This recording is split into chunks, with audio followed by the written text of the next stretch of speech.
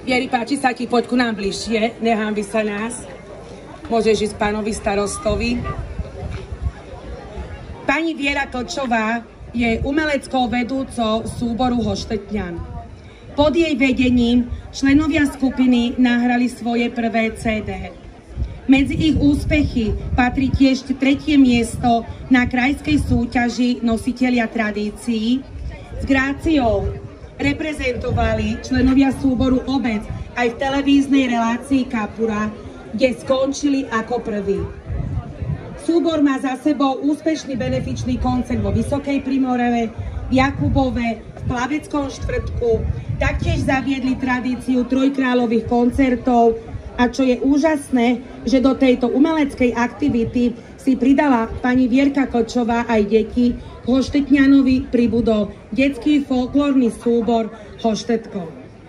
Pri príležitosti 5. výročia bol skupine Hoštetňan v časopise Slovenka venovaný článok, ktorý vypovedal nielen o úspechoch skupiny, ale aj obci ako takej a zároveň skupina dostala pozvanie na Slovenský deň kroja v Banskej Bystrici, na ktorom bude skupina opäť reprezentovať, veríme tomu, že na vysokej úrovni našu obec Vysoká Primorava. Vieri, za tvoju prácu ti starosta obce Andrej Dvorán a obecné zastupiteľstvo vo Vysokej Primorave udeľuje ocenenie za šírenie dobrého mena obce Vysoká Primorave. Príjmi prosím od pána starostu. Vieri, ja ti veľmi pekne ďakujem, že som ťa mohol spoznať, že ťa poznám a za to všetko, čo robíš pre našu obec, si iba ostan taká úžasná. Už nemusíš byť lepšie. Stačí iba, keď dostaneš taká.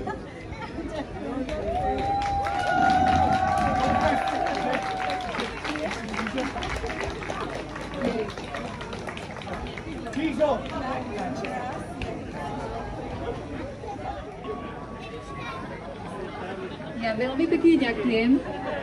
Po včerajšom odovzdávaní titulu Slovenka roka si tak nejako prípadom teraz aj ja.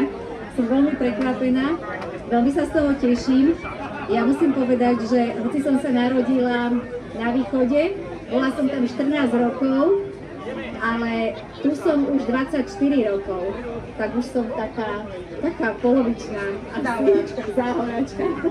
Takže veľmi rada prezentujem to, čo je vaše a už aj moje.